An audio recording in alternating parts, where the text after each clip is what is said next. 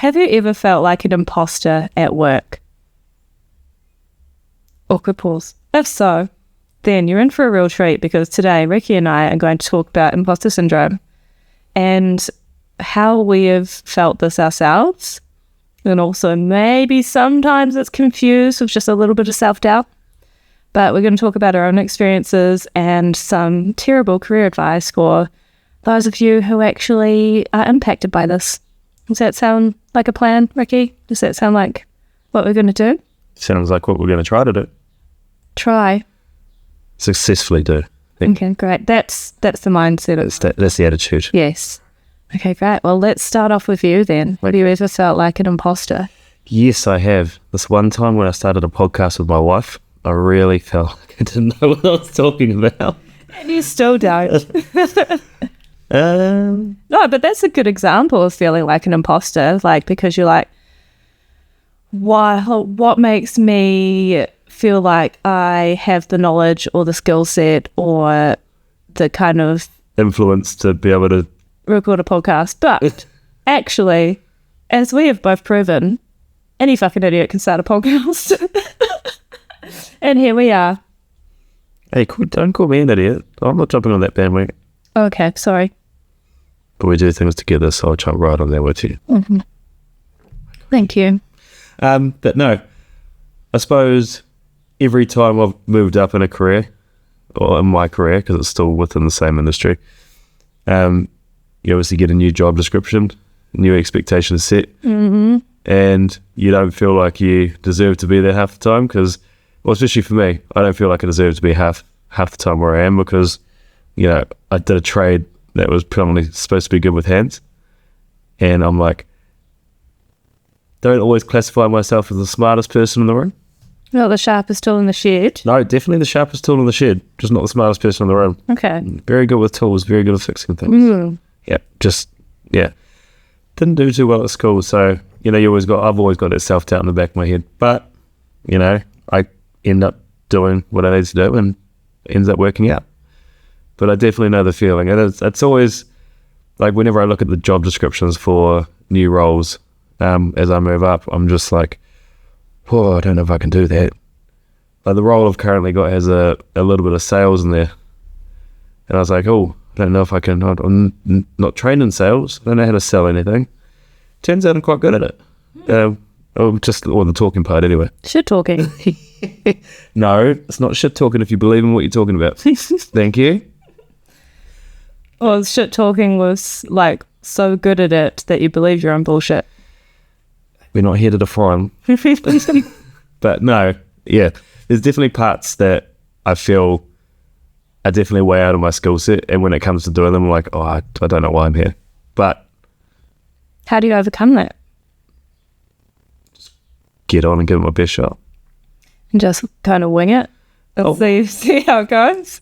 Yeah, I wouldn't say wing it. Like, I ask questions and I reach out for help and advice. So you don't pretend that you can do things that you don't know how to do? No, I've done that before on the tools, where I've pretended to know something that I really didn't know how to do. I absolutely made an absolute shit show of it.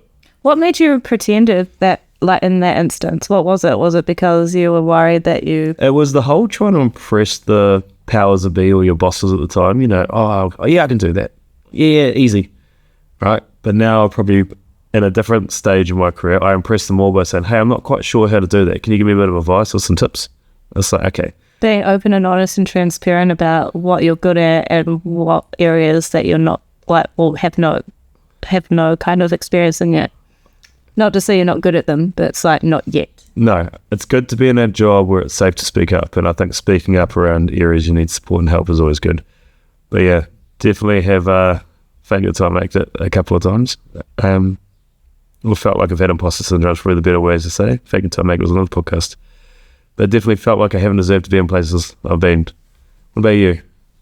Flip the script. Change the tables. Have you ever felt like you've had imposter syndrome? No, I'm always overly confident. You're oozing confidence. No, that's complete opposite of how I've ever felt in my career. Yeah, for me, absolutely. Every new role, I would feel like am I really cut out for this? Am I really meant to be here? Particularly when it comes to the first roadblock or the first challenge, you're like, oh God, was this the right choice? Like, they're going to find out, well, they think I'm better than I actually am. I'm not as good as they think I am, and they're going to find out that I'm a fraud. Not that I've lied on my CV or anything, but you do talk yourself up in interviews. But at the same time, it's like they've hired you because they really believe you can achieve these results. And it's like, oh, can I do that? Am I good enough to do that? So yeah, absolutely. Every single role, I felt like a bit of an imposter, particularly getting promoted into like a senior leadership role. I think that's been a real imposter syndrome thing for me at the start, but what helped me to overcome that is to, for one, be really transparent around what I had experienced and what I didn't, because that meant that I didn't feel like I was actually lying about my abilities or being any kind of imposter, from the sense of making them believe I had more experience than I did. I was very open and honest about that, which meant that I had the support and I could ask the questions when I was struggling or didn't know what to do. And I think feeling comfortable to ask the stupid questions, or questions that you think are stupid. Other people probably won't, but you feel like a dick for asking. Like, you feel like you should already know that, in that type of role. So being able to feel comfortable and safe asking those questions. And like what you said, if I wasn't an expert in an area, being able to say, hey, that's not my area of expertise, could you explain that to me? Or, sorry if this is a dumb question, but could we go back to that, and could you tell me a little bit more about what that means?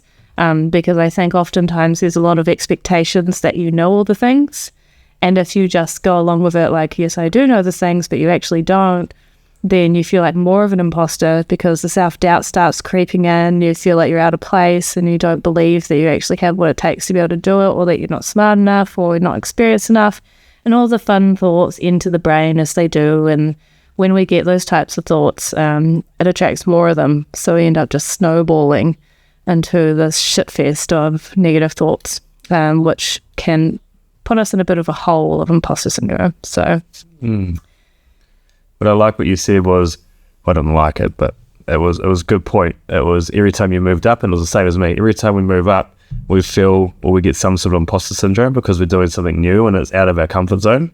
So we're like, do we really deserve to be here, or is this really?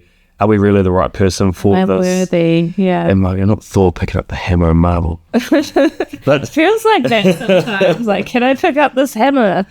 But like, you got to remember that the person that hired you probably has more experience than you, so they hired you for a reason. They could see past probably your roadblocks that you put in front of yourself whenever you go for new roles. And you're right, asking is always a key thing, because you get a lot more respect when you ask. And then most of the time, when you ask the question, you already know the answer, but it's just confirming what you've asked. You're like, sweet, all right, it was what I was thinking. Am I on the right track? Yeah.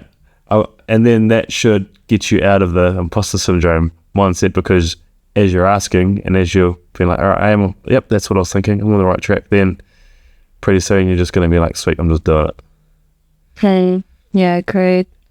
I think also a key thing to clarify is the difference between imposter syndrome and a little bit of self-doubt.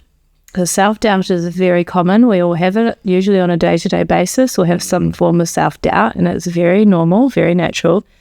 But imposter syndrome itself is when you literally feel like an imposter, like you're not meant to be there, that one day you're going to rock up to work and everyone's going to realize that you're not as good as you say you are, or you shouldn't be there, and you're going to get pointed out as a fraud and exposed. And so very different to feeling self-doubt and the fact that maybe I can't handle this workload, or maybe I'm not good enough at this aspect to be good in this role. There's quite a big difference between feeling like an imposter and having some doubt in yourself and your abilities. So it's like, if you feel like one day you're going to rock up to work and everyone's going to think, like, show you for the fraud that you feel like, then that's imposter syndrome. And yeah, it's pretty big, to be honest, imposter syndrome versus a bit of self-doubt.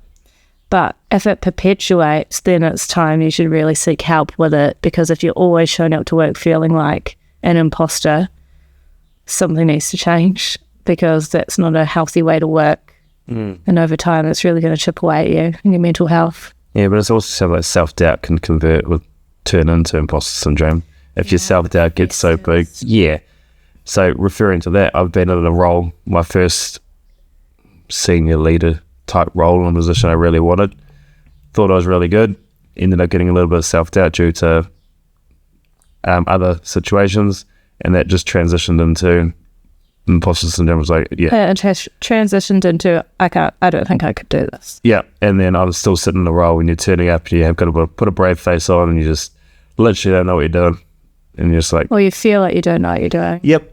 You know, and then you have one little win, you know, you have a quick win and you're like, maybe, and then it's like that little step forward and then you slip on a little piece of snow and you snowboard back down the hill again, you're at the bottom staring up, you know. And so I've been there before, and that was, to your point, it was confidence, self-doubt, and then it turned into full imposter syndrome. Snowballing. Yeah, snowball backwards, which is a real thing. But yeah, good to clarify, because a little bit of self-doubt around a particular area, I mean, you can get past that as long as you're talking to someone. Just keep the communication lines open. Blah, blah. Blah, blah. Keep the communication lines open. But yeah, when you got full imposter syndrome, you tend to stay more refined in yourself because you constantly feel like people are looking at you and judging you the whole time. Yeah, or any little mistake, you'll just be like worrying about what anyone's thinking about you, or yeah, it's definitely externally focused and like worrying all the time. What are they thinking? Like, what do they think about the work that I've done or my leadership style? And it's just constantly like compare and despair and just overanalyzing and just overthinking things, to be honest. Thinking about all the little things that could be going wrong. That's it. People spend you said it, you know, overthinking things. People spend way too much time in their head. We do. I quite enjoy being in my head now, but I never used to. Yeah, but like some people spend way too much time in their head over-analysing things. And I've worked for companies where like it just takes so long to get shit done. And I've worked at companies where it's just like, cool, go. And I think the longer you sit in your head and keep overthinking things, the more doubt has a chance to sort of pop itself in there. And when doubt keeps popping itself in and grows, then as I said before, it can eventuate into imposter syndrome. Sometimes a quick decision is a good decision, because you're totally right. The longer we have to overanalyze or to think about things, the more doubt creeps into it, and the more, you know, negative thoughts and bit of doom planning comes into play, because you've got so much time to think it through. Every possible worst case scenario tends to take front and center when we have that time, particularly because we're very negatively wired as human beings, and that's a safety mechanism, but also it's not very useful in a lot of cases. I think I'm quite happily wired. You're happily wired? Happily wired. That's good. Not everyone's like that. I'd say most people aren't. Like for me, I've used to be very negatively wired, and I think for me a big part of my journey and my development has been learning how to not think that way, so self-critical, so negative, so doom planning, worst case scenario thinking all the time. That just leads to anxiety and stress. So if you learn how to get that under control and to stop letting your brain think that way, it is very much like a learning, it's a way of learning how to think again, but in a way that serves you better. Like when you're able to do that, everything kind of shifts. But if you're not, and if you're negatively wired and you're always like jumping to the worst case scenario, that's a habit of the brain that will just perpetuate unless you do something about it. I agree. So what's your key takeaways? Mine, or takeaways and implementations, mine are just speak up, talk to someone, especially if you start getting an inkling of self-doubt, because you don't want that to turn into imposter or feel like you're being an imposter in a role where you get to the stage where you're dreading going to work because you think everyone's just going to be staring and judging you for every minute, every second that you're at work, and you know every move you make, they're going to be criticizing you. So ask for help, speak up, because most people will appreciate someone that's brave enough to ask for help and say, hey, I'm not sure 100% sure what I'm doing, or just to clarify, is this what you meant? Or I'm not quite sure how to achieve that. can you give me some pointers on what your thoughts are? And then at least that way, if you know what you're doing, you're going to be on the right pathway, on the right course, or you've got a better understanding of what their expectations are, then you're setting yourself up for success. If you don't, then you're going to just go further down that rabbit hole. Sorry, off you go. No, I was just going to say, I love what you said around kind of using them as a sounding board and say, I'm thinking of doing this. What do you think? And if you are actually batshit paranoid that asking for help is going to make you look like an idiot, then that's a great way to approach it, to say, look, I was thinking of handling this way or approaching this project this way. What do you think and how would you do it? And therefore, you're not saying, I don't know what the fuck I'm doing. I have no clue. Please help me. I'm struggling and drowning. Instead of posing it that way, you're actually saying, look, I'm thinking of doing this. What do you think? And then it's their opportunity to say, hey, I think you're off track. But it's opening up the floor for them to be able to tell you that without you kind of freaking out all over it. 100%. I think for me, a big part of imposter syndrome or self-doubt is to really question those thoughts. Where are they coming from? Are they actually true? And can you counteract them? Because a lot of the time, our brain is just dishing up random thoughts and we're just taking them on like, yeah, give me more of that negative shit. And actually, it's not really founded in anything and it's not really necessary and we can actually discard it. So questioning the thoughts, where they came from, are they even true? How do you know they're true? And how can you disprove that? And what are thoughts that you could think in its place that's going to give you a better result? I'm not saying going from I suck at my job to I'm so good at my job, because your brain will just think you're just telling lies. Yeah.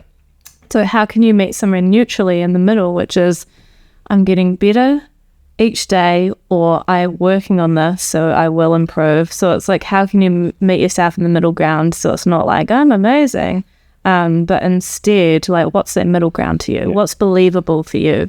And the one thing that we're very good as humans is getting better at stuff through practice, perseverance, and repetition. So the more you do something, the better you're going to get at it, and that's just how it works. So it's like the first time you learned how to drive a car, you probably sucked and it was awful and it was hard. But, you know, now you probably will arrive at your destination not even thinking about driving the entire way because you're off with the fairies, because it's just second nature to you. That's what your brain is good at doing. It's about being efficient and learning how to do things so that it doesn't have to work hard anymore. So how can you give it the right inputs that are going to give you the outputs that you want? I love that. Set yourself little micro goals to achieve a bigger goal. And that bigger goal doesn't need to be a complete goal, just needs to be a bigger target. Just keep breaking things down. And if that goal seems a bit far-fetched, then break the goal down smaller. Micro goals until you get to where you need to be. Love that. Great bit of advice. Great, terrible advice. Very bad advice. Don't take any of it. You've just wasted the last 15 minutes of your life. Absolutely terrible advice. What are you doing? What are you thinking? Let's go to the pub. Shall we go get dinner? We should. Okay. Well, thank you very much for listening or watching. Oh, no. Thank you for tuning in. This is Janelle and Ricky from Terrible Career Advice. And Kee-Sue Creative. We did plug. Thank you. Plug.